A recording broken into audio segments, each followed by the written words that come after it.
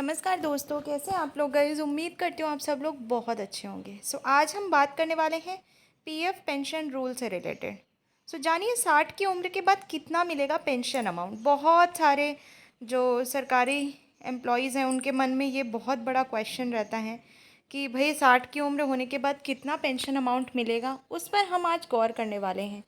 और अगर आप लोग ऐसी वीडियोस को बहुत टाइम से सर्च कर रहे थे तो डेफ़िनेटली ये चैनल आप लोगों के लिए है और आप लोग डेफ़िनेटली इस चैनल को ज़रूर सब्सक्राइब कर लें। भारत में जो भी व्यक्ति प्राइवेट सेक्टर में काम करता है उसके पास एक पीएफ खाता होता है जो कर्मचारी भविष्य निधि संगठन ईपीएफओ द्वारा संचालित किया जाता है। प्रत्येक पीएफ खाता धारक की सैलरी का 12% हिस्सा उनके पीएफ खाते में जमा होता है और उतना ही योगदान नियोक्ता यानी कंपनी की तरफ से भी किया जाता है। इस 12% का 8.33% हिस्सा पेंशन फंड में जाता है जबकि बाकी 3.67% हिस्सा पीएफ खाते में जमा होता है। पीएफ पेंशन की व्यवस्था। ईपीएफओ के नियम। अगर कोई पीएफ खाता धारक 10 साल तक लगातार पीएफ में योगदान करता है तो उसे पेंशन का हकदार माना जाता है। इस दौरान अगर वे 58 साल से पहले अपनी पेंशन का क्लेम करता है तो उसे हर साल 4% की कटौती का सामना करना पड़ता है। उदाहरण के तौर पर अगर किसी ने 54 साल की उम्र में पेंशन क्लेम किया तो उसे 16% की कटौती हो सकती है। वहीं अगर किसी ने 58 साल की उम्र के बाद पेंशन क्लेम किया तो उसे हर साल 4% की बढ़ोतरी होगी, जिससे उसे 60 साल की उम्र में पेंशन के रूप में 8% अधिक पैसे मिलेंगे। पीएफ पेंशन का कैलकुलेशन। ईपीएफओ के नियमों के तहत पेंशन योग्य सैलरी की अधिकतम सीमा 15,000 है। इसका मतलब ये है कि पेंशन फंड में अधिकतम 1,250 ही जमा हो सकते हैं। पेंशन की गणना एक निश्चित फॉर्मूले से की जाती है। पेंशन इक्वल्स टू पेंशन योग्य वेतन इंटू पेंशन योग्य सेवा अपॉन 70।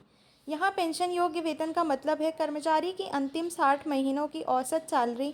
मान लीजिए कि किसी कर्मचारी का पेंशन योग्य वेतन 15,000 है और उसने 35 साल तक नौकरी की है तो उसकी मासिक पेंशन इस प्रकार कैलकुलेट की जाएगी। 15,000 इंटू 35 अपॉन 70, 7,500 प्रति माह। 60 साल के बाद पेंशन कैसे बढ़ेगी। अगर कोई कर्मचारी 58 साल की उम्र में रिटायर होता है और उसने 35 साल तक नौकरी की है तो उसे ईपीएफओ की पुरानी पेंशन स्कीम के तहत अधिकतम 7,500 प्रति माह पेंशन मिल सकती है। हालांकि अगर वह पेंशन क्लेम करने में देरी करता है तो उसे 60 साल की उम्र में 8% अतिरिक्त पेंशन मिलेगी। पेंशन के लिए कब और कैसे क्लेम करें। अगर आप 58 साल की उम्र के बाद पेंशन क्लेम करते हैं तो आपको सामान्य पेंशन के मुकाबले 8% अधिक पैसे मिलेंगे। वहीं अगर आप 60 साल की उम्र से पहले पेंशन क्लेम करते हैं तो आपको पेंशन में कमी हो सकती है।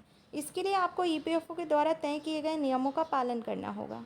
इस तरह से आप अपने पीएफ खाते से जुड़ी पेंशन की राशि का सही अंदाज़ा लगा सकते हैं और भविष्य के लिए सही योजना बना सकते हैं। ये मुझे लगा कि भाई ये बहुत इम्पॉर्टेंट है आप लोगों को बताना। मैंने आप लोगों के लिए ये वीडियो बनाने की पूरी कोशिश की और आई होप कि ये वीडियो आप लोगों के लिए हेल्पफुल भी रही होगी। अगर आपको वीडियो अच्छी लगी है तो प्लीज़ आप लोग चैनल को सब्सक्राइब ज़रूर कर लें और साथ ही साथ आप लोग बेल आइकन को भी प्रेस कर सकते हैं जिससे आने वाली हर एक वीडियो का नोटिफिकेशन आप लोगों तक पहुंच पाए। तो आज के लिए इतना ही। मिलते हैं अगली वीडियो में। अपना ख्याल रखिएगा। जय हिंद, जय भारत।